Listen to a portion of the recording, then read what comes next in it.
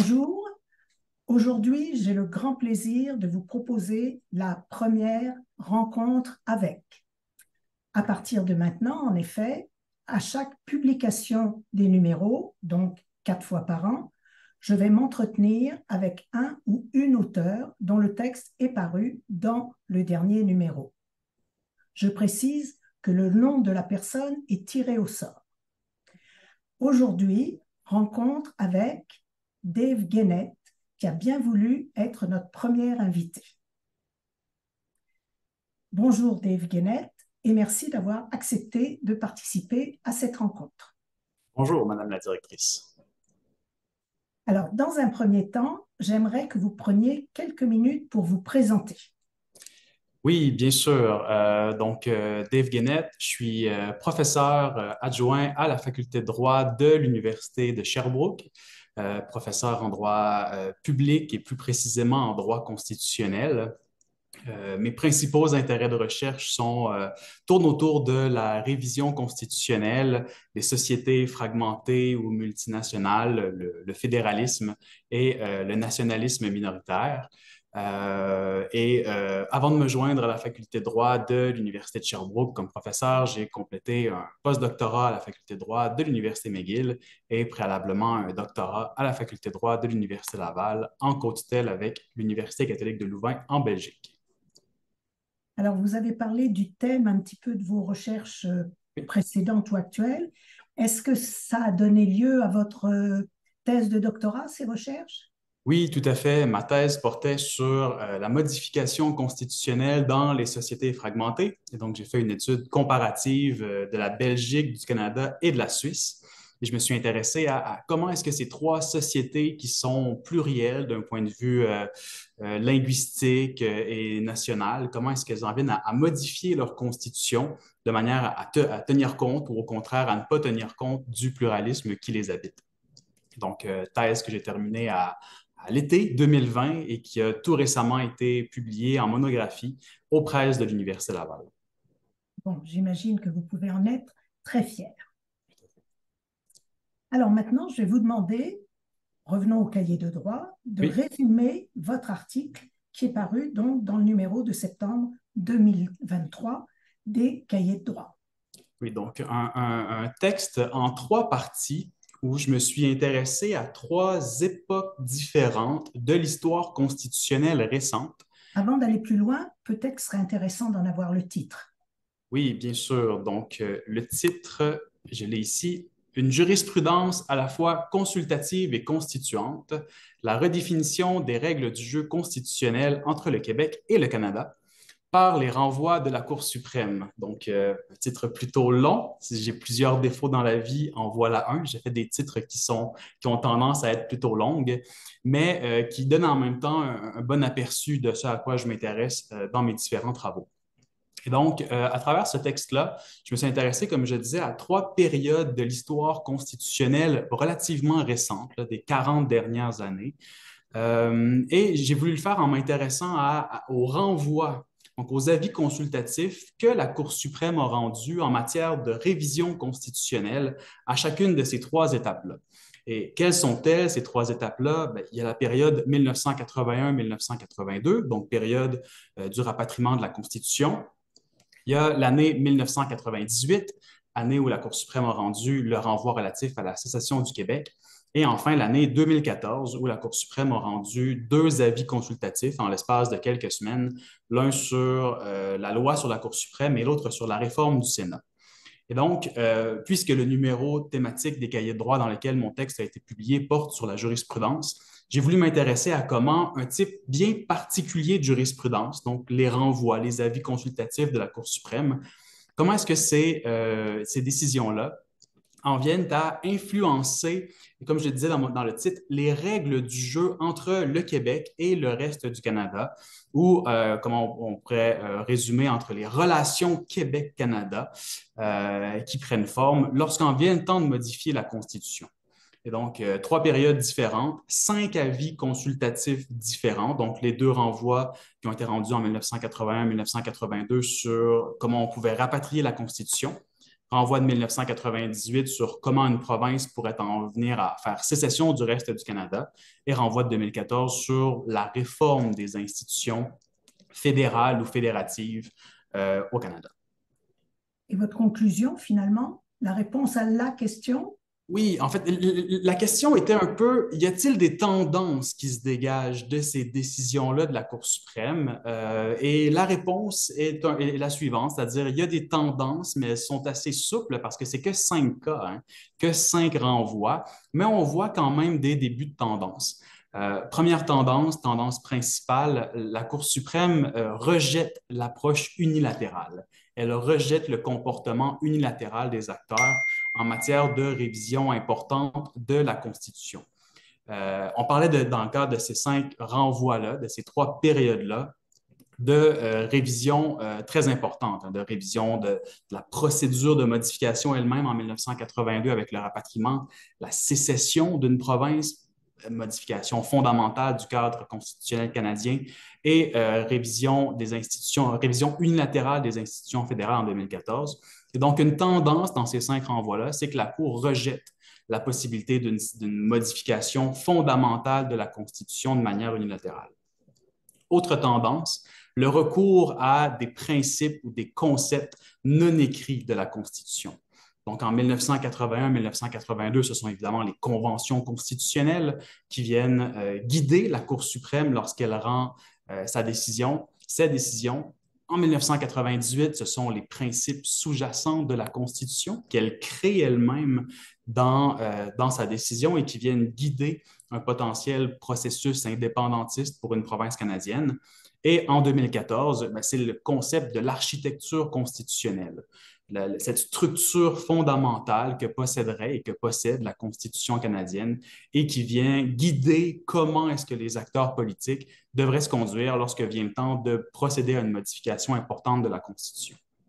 Donc, deux conclusions, 2 tendances, mais qui restent à voir dans le futur. Est-ce que la Cour suprême sera toujours influencée par ces tendances-là? Quelles sont les limites de ces tendances-là? Donc, on attend d'autres renvois éventuellement de la Cour sur des décisions importantes en matière de changement et de réforme constitutionnelle pour voir si ces tendances-là vont se poursuivre ou si c'était vraiment des tendances un peu plus isolées. Alors, bien sûr, je sais que vous avez écrit l'article à cause du thème du numéro des cahiers du mois de septembre, le thème étant la jurisprudence. Assez rapidement, est-ce que ces idées que vous avez développées dans cet article, est-ce qu'elles ont un lien direct avec vos travaux antérieurs ou ça a été un peu l'occasion de sortir un petit peu de votre bulle de confort, je dirais, et puis de tester un peu d'autres choses? Oui, c'est un peu les deux, hein. C'est-à-dire que dans mes travaux antérieurs, comme je le disais, dans mes intérêts de recherche un peu plus un peu plus généraux, je m'intéresse au fédéralisme, à la modification constitutionnelle, et ça, c'est 2 thèmes qu'on retrouve évidemment dans l'article. Comment est-ce qu'on modifie la Constitution dans le cadre d'une société fédérale qui a le visage du Canada, donc société fédérale multinationale avec la présence d'une société distincte, d'une nation minoritaire qui est le Québec. Donc ça, c'est, je dirais, assez transversal dans mes travaux jusqu'à maintenant. Par contre, je ne m'étais jamais véritablement intéressé à l'objet juridique que sont les avis consultatifs. Et donc, et en matière de droit constitutionnel, on les prend un peu pour acquis, ces avis consultatifs-là, parce qu'ils sont extrêmement importants. En fait, une grande partie des décisions que rend la Cour suprême et qui va nous intéresser, nous, les constitutionnalistes, sont des avis consultatifs. Mais je On m'étais appelle des jamais... renvois hein, dans la langue courante, c'est ça? Oui, exactement, les renvois.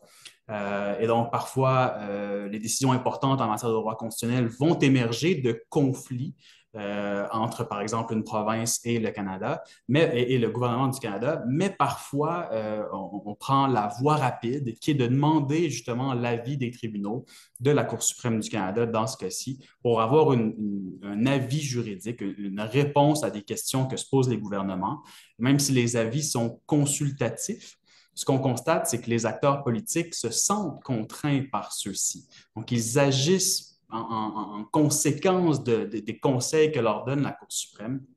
Donc, ça, c'est quelque chose qui était un peu moins présent dans mes travaux précédemment et que l'article m'a donné l'occasion de pousser davantage. Alors maintenant, est-ce que vous avez d'autres projets? Évidemment, vous êtes un chercheur et en plus un jeune chercheur, bien sûr, vous avez d'autres projets, mais d'autres projets proches de ce thème de l'article.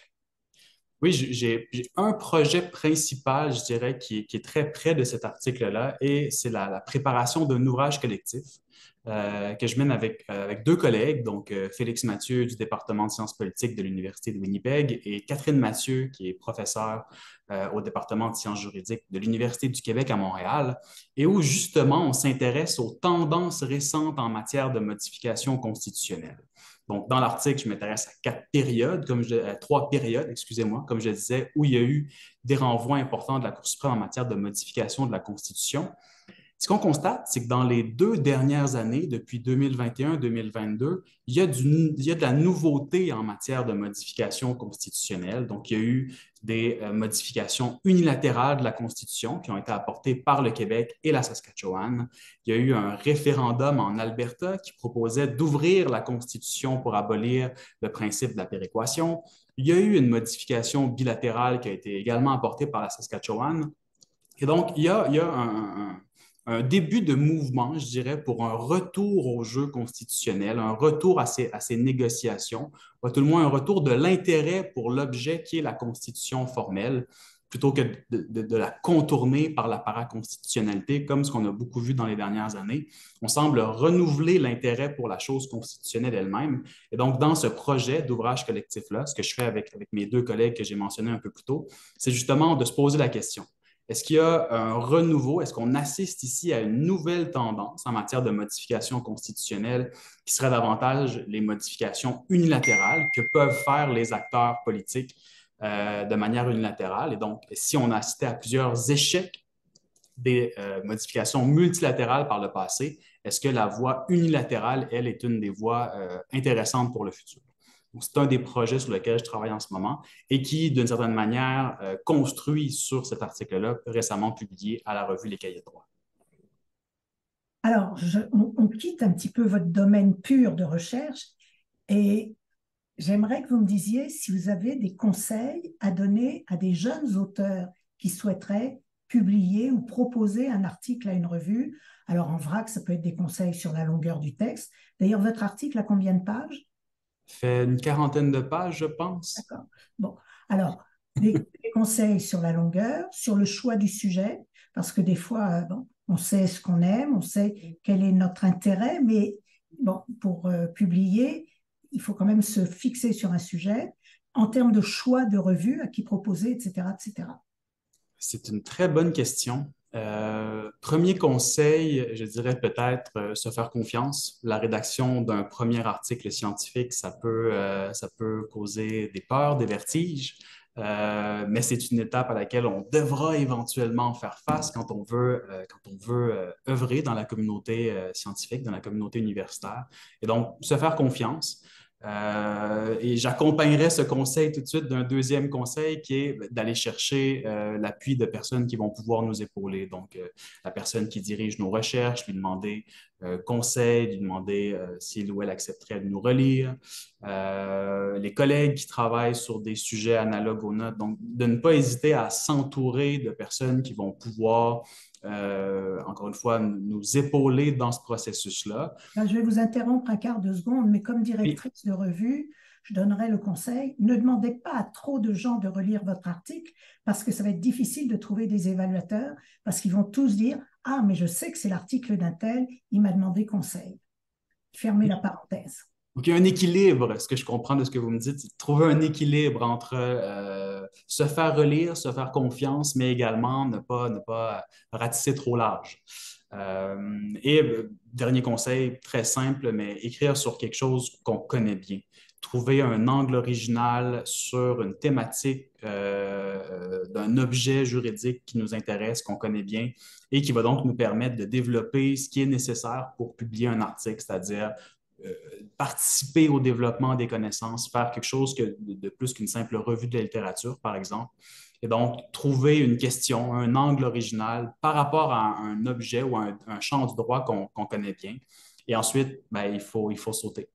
Faut accepter d'écrire, il faut accepter le processus qui vient avec l'écriture, donc mettre le temps nécessaire, bien se relire, réviser, etc., pour éventuellement en venir à soumettre l'article. Mais peu importe à qui on parle, qui œuvre à l'université, ben, toutes ces personnes-là, tous les professeurs, toutes les personnes qui ont publié dans des revues ont dû, à un certain moment, publier leur premier article. Et donc, mon conseil, ce serait de se faire confiance dans ce processus-là, tout en cherchant à bien faire les choses. Lire beaucoup d'articles également, voir comment est-ce que les personnes qui publient préparent leur propre travail et quels résultats est-ce que ça donne pour voir un peu où on se situe là, dans le bon niveau pour éventuellement en venir à publier un article. Et en termes de choix de revues, quels conseils vous donnez? Oui, ben, entre les revues, évidemment, la revue Les Cahiers de droit est une excellente revue. J'ai moi-même travaillé au Cahier de droit, comme vous le savez, pendant plusieurs années, comme responsable du processus éditorial. Donc, Les Cahiers de droit, c'est une excellente revue. Il y a plusieurs autres très bonnes revues de droit au Québec. Je dirais que le premier choix, c'est peut-être de se poser la question, la première question, c'est peut-être de se poser la question, est-ce qu'on veut publier dans une revue généraliste ou une revue spécialiste? Est-ce que dans le domaine dans lequel on s'inscrit, il existe des revues spécialisées? Et si c'est le cas, ça peut être une avenue intéressante. Ces revues-là vont parfois faire place à des textes un peu plus originaux ou un peu plus, euh, sans dire descriptifs, des textes qui vont permettre un peu davantage de faire le tour d'un objet sans contribuer de manière trop importante. Donc, ça peut être intéressant. Et sinon, il y a toute l'avenue des revues généralistes. Et je le disais, on a d'excellentes revues généralistes au Québec. Donc, je pense que ça va varier beaucoup en fonction du domaine. Mais voilà, il y a plusieurs options sur la table. Et j'imagine qu'en bon québécois, vous privilégiez la publication en français. Oui, encore une fois, je pense que ça va varier en fonction du domaine dans lequel on s'inscrit, mais peu importe le domaine, il est important de publier en français. Tout dépend également de la communauté, je dirais, à laquelle on veut s'adresser. Donc, si on œuvre en droit québécois, moi, je suis constitutionnaliste qui m'intéresse à la perspective du Québec sur le droit constitutionnel canadien. Évidemment, ma communauté, c'est donc celle des chercheurs au Québec et donc je veux m'adresser à eux et je veux le faire en français. Et ensuite, ça peut être intéressant lorsqu'on a un angle comparatif, par exemple, de penser à des revues à l'extérieur du Québec, qui peuvent également être des revues francophones, mais qui sont parfois des revues publiées en anglais ou des revues internationales. Donc, bref, il y a un certain équilibre à faire. Il y a des choix qui doivent être faits par rapport à ces différentes perspectives-là. Mais oui, publier en français, produire du savoir en français, je pense que c'est fondamental, surtout dans une communauté comme la nôtre, qui est le Québec, communauté de 8 millions de personnes où on est suffisamment nombreux pour se parler entre nous et ensuite pour avoir une perspective internationale sur nos travaux en publiant également à l'étranger. Oui, parce que la francophonie, il n'y a pas que le Québec et la France. Tout à fait. Alors, merci beaucoup. Est-ce que vous souhaitez ajouter autre chose? Des remerciements peut-être, remerciements à la revue Les Cahiers de droit pour avoir accepté de publier mon texte. J'ai très hâte de voir les autres textes et de lire les autres textes qui sont publiés dans ce numéro sur la jurisprudence. Donc, merci à la revue, merci à sa direction, merci à toutes les personnes qui ont contribué au processus de publication de ce numéro. Eh bien, écoutez, Dave Guénette, merci beaucoup et bonne lecture à tout le monde.